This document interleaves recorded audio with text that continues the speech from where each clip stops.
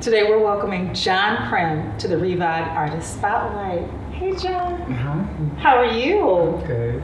You look good. Thank you. You do too. You're welcome. Thank you. So John, I saw you dance and I was like, baby, look at those lines. You are one tall drink of water. How tall are you, John? I'm 6'6".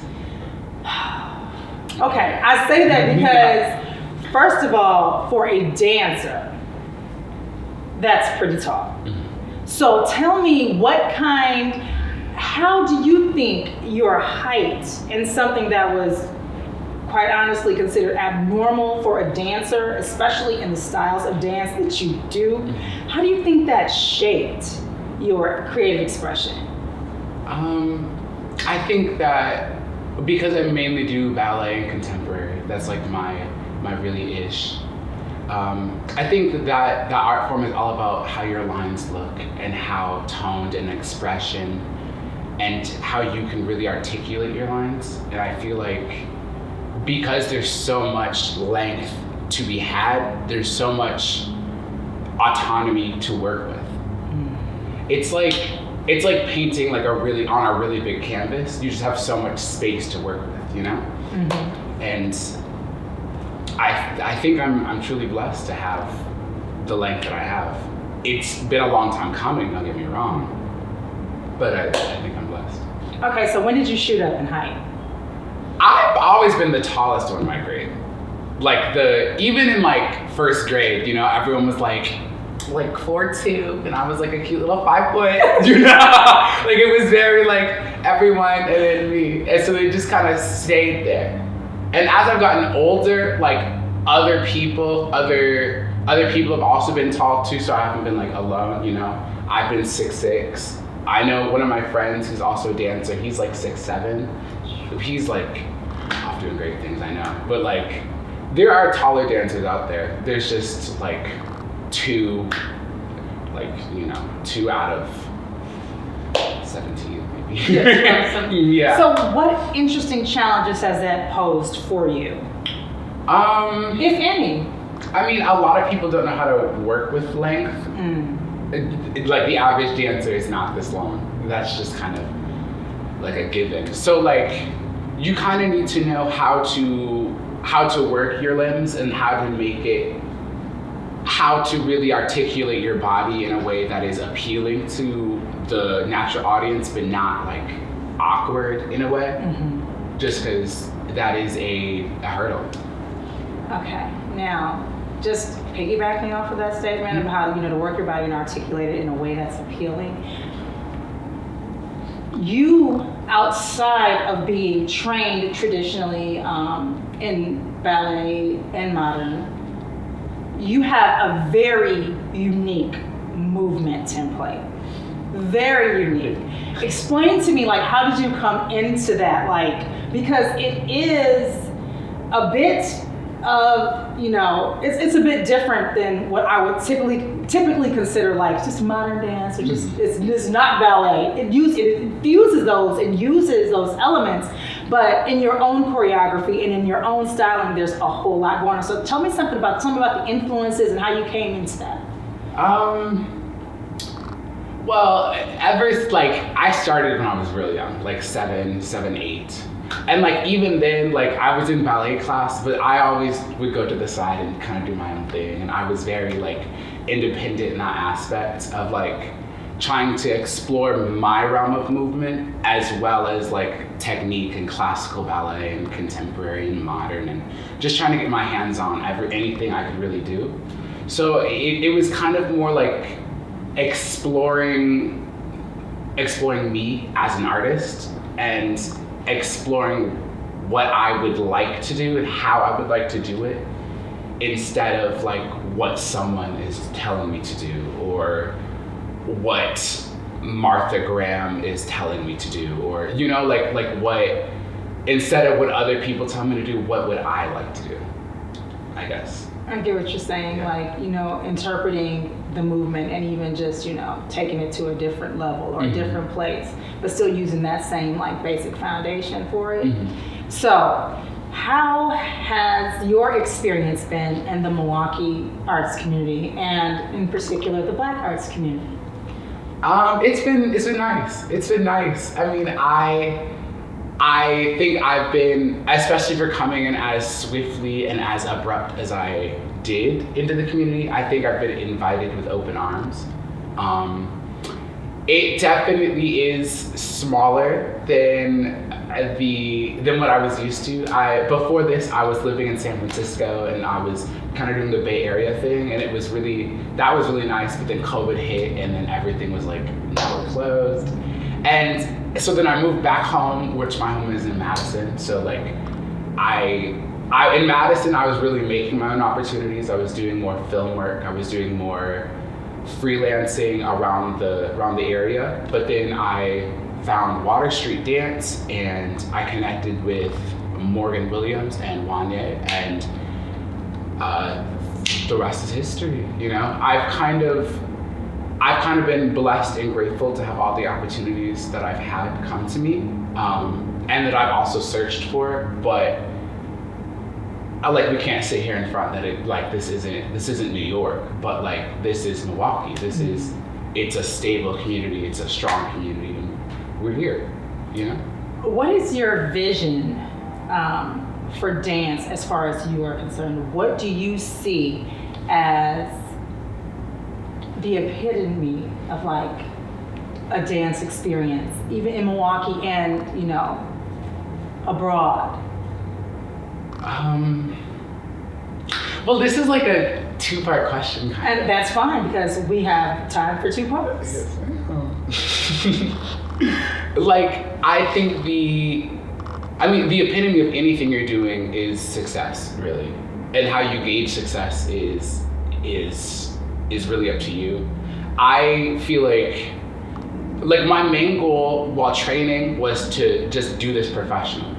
And I feel like I've accomplished that goal. Now, do I have professional companies in mind and routes I'd like to take and things I like to do with my career? Yes. But don't we all? I feel like having aspirations and conquering those aspirations is kind of like the name of the game in a way. So to some aspects, I feel like I'm already doing what I set to do. I'm already a professional dancer. I'm already doing this to the caliber of work that I know I'm capable of. But in another aspect, I feel like I want to connect with Alonzo King Lyons and me in the company. I want to connect with, I would love to connect with Batsheva in a way. I would love to travel backpack through Europe and dance to that. I would love to, I have big dreams and I have big aspirations. It's just now honing in the dreams and executing them to my fullest ability. So what were your dance, or you could say even life inspirations that helped to shape where you are in dance right now? Some of my inspirations were like Alonzo King, Alvin Ailey. Growing up, I went through a lot of summer intensives, and I met a lot of teachers and professors along the way. I connected with Dance Theater Harlem, I connected with Alvin Ailey, I connected with Deeply Rooted. And they were just, I wouldn't say certain professors or teachers, but I would say overall there were teachings and little nuggets of knowledge that really shaped me as an artist today that I'm extremely grateful for. So I know that you do teach. Mm-hmm. So what formative experiences really influence how you connect with the children that you teach with? I mean, I feel like my parents used to tell me that adults are just kids doing adult things, if that makes sense. Mm-hmm. So I feel like, or I try to relate to kids how I relate to adults, because kids are smart. Like kids kind of know what's up. You just may have to explain it in a different way than you would explain it to an adult. Mm-hmm. So I just try to relate to them in a smart and artistic way, because I know they can, but also in a way that they might understand a little bit better than an adult. Because I feel like with an adult, you could just be like first, second, da da da da, and they might okay, here we go. But with like kids, like you may have to physically show them how to correctly do it and like what muscle groups to work for and what to really look at. And they really respond well with that. At least in my experience. Every teacher is different. Or every set of student is different when you're teaching them. If that makes sense. It is. And everything is going to be relative in that situation because you have people who say, well, how could you not be learning anything? They're a great teacher. And you're like, it depends. It's learning styles. It's your basically your emotional intelligence sometimes. Plays a huge part, especially when you're dealing with like arts education. Like you have to be able to pick up on those nonverbal cues and those subtleties that, okay, so then how can I circumnavigate this to get them to understand that? So even that being said, how important or how integral or what huge role did your dance play in your education? Like, how did that happen? I mean, I always chose dance. I wouldn't say before education. In growing up, it was definitely like I go to school in the morning, I go to dance at night, I end dance at like 9 p.m. Then I go eat dinner, and I do my homework, and then I go to bed.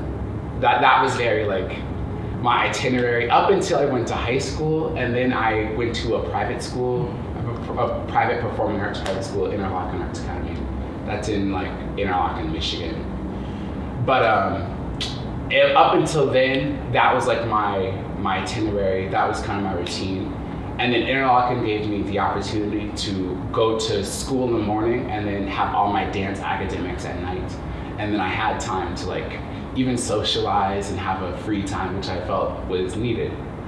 That was one thing that I felt really lacking in my like younger years, was like a social life and socializing and just having the time to like be a kid, so to speak. But I wouldn't change it for the world.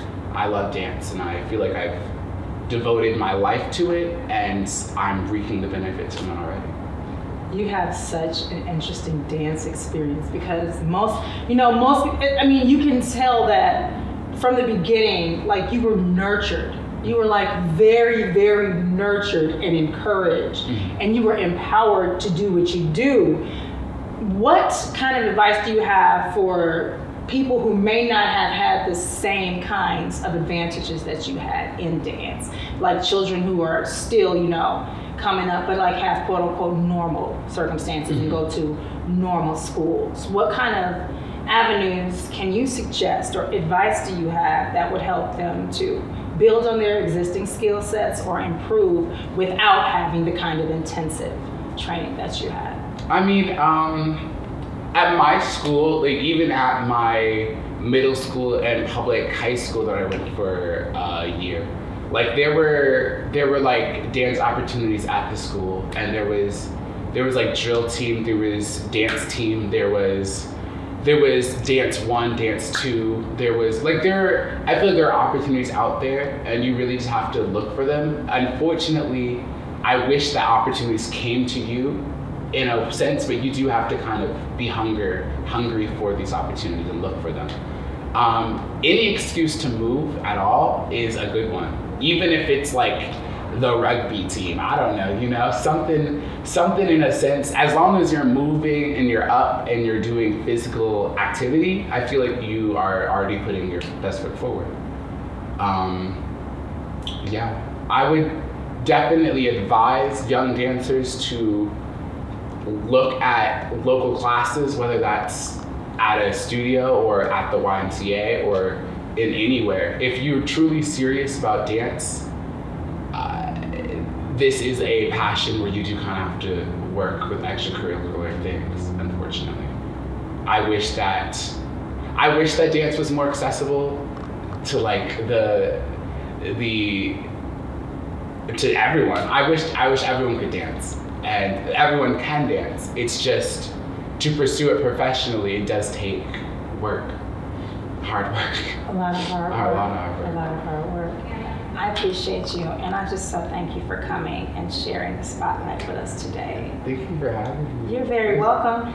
Is there anything that you're working on right now that you want to tell us about? I am collaborating with a couple of film students. I can't really say too much about it. Things are still in the works.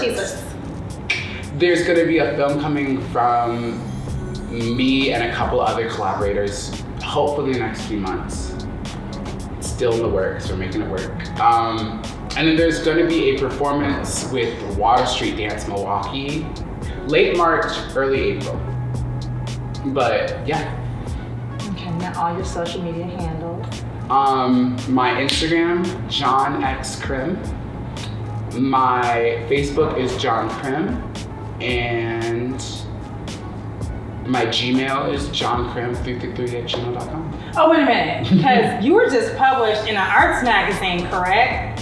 Can we just like, yeah. Oh my gosh, no, seriously, because you have to like just give like basic details of the arts magazine you were published in so that we can check it out, because I was committed to getting a sneak peek of the pictures, and baby, let me tell you, those images are flipping exquisite. Like they are, like, you know I'm not BSing. I'm like, for real, like when I saw them, I was like, my God, this is just beautiful. This is like so flippin' art. And I was just like so proud of you and so proud of the reach, and that you were just embodying different aspects of your art, you know, because all those things have a voice. And so I'm glad you're sharing your voice with us, John. Thank you so much. John Crim, ladies and gentlemen.